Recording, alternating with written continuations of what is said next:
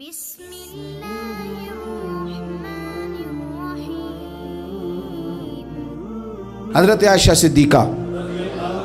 رضی اللہ تعالیٰ عنہ فرماتی ہیں ایک عورت تھی اور اسے نبی پاک صلی اللہ تعالیٰ علیہ وسلم نے وہ کلمہ پڑھ کے مسلمان ہوئی، مدینہ طیبہ آ گئی تو حضور نے مسجد نبوی شریف میں اس کے لیے مکان، ایک سادہ سا کمرہ ساتھ مسجد کے بنوا دیا، وہیں رہنے لگی۔ اکثر وہ سیدہ طیبہ کے پاس آتی تو حضرت عائشہ صدیقہ رضی اللہ تعالیٰ عنہ فرماتی ہیں وہ بڑی باتیں سناتی اور آخر میں کہتی وہ ہار والا دن بھی بڑا عجیب دن تھا اور میرے رب کی قدرتوں کا دن تھا، وہ بھی بڑا عجیب دن تھا۔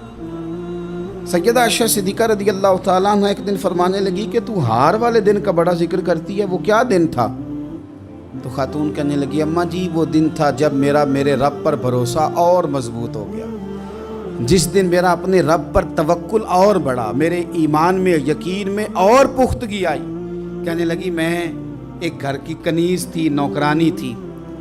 اس گھر میں ایک بچی تھی جس کے پاس سونے چاندی ہیرے جواہرات کا ہار تھا۔ اس زمانے میں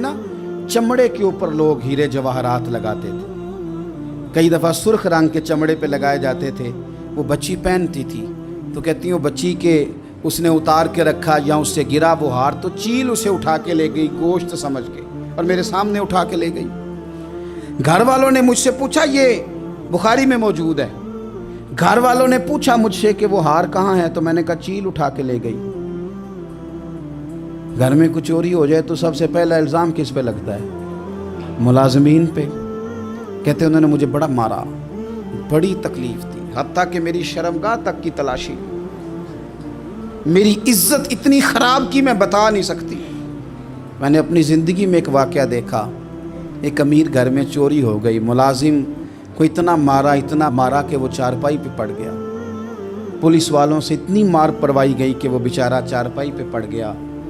اور پھر وہ اتنا بیمار ہوا اور کچھ دنوں کے بعد پتہ چل گیا کہ چور تو اپنا بیٹا ہے ان کا، پھر اس کا انتقال ہو گیا۔ اب وہ سیٹھ صاحب اور گھر والے آ کے مرنے والے کے کان میں معافی مانگ رہے ہیں، کان میں۔ تو میں نے ان سے پھر کہا تھا کہ یہ تو اب چلا گیا ہے، تمہارا زور چلتا تھا نا تو تم نے قانون خریدا اور تم نے اسے جتنا ہو سکا تم نے اسے مار پڑوائی،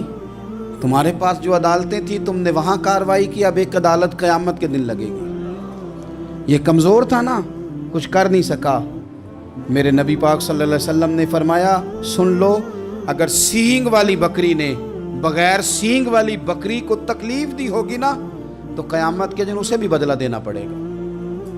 کہ تیرے پاس سینگ تھے اور تو نے اسے مارا تھا۔ وہ خاتون عرض کرتی ہے سیدہ عائشہ کی خدمت میں کہ مجھے بڑا مارا، مجھے تکلیف دی، میں کہہ رہی تھی کہ میرے سامنے چیل لے گئی ہے پر وہ نہیں مان رہے تھے، اماں جی انہوں نے مجھے بڑا مارا۔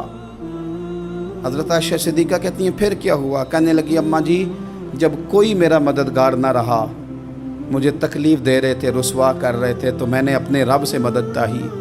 میرے رب کی طرف میں نے توجہ کی، میں نے کہا مالک اب تو ہی میرا مددگار ہے۔ کہتی ہے وہ مجھے مار رہے تھے تو وہ چیل جو ہار لے گئی تھی وہی لے کے واپس آ گئی اور ہمارے سروں کے قریب لا کے اس نے جب اس ہار کو پھینکا وہ مجھے چھوڑ کے سائیڈ پہ ہوئے،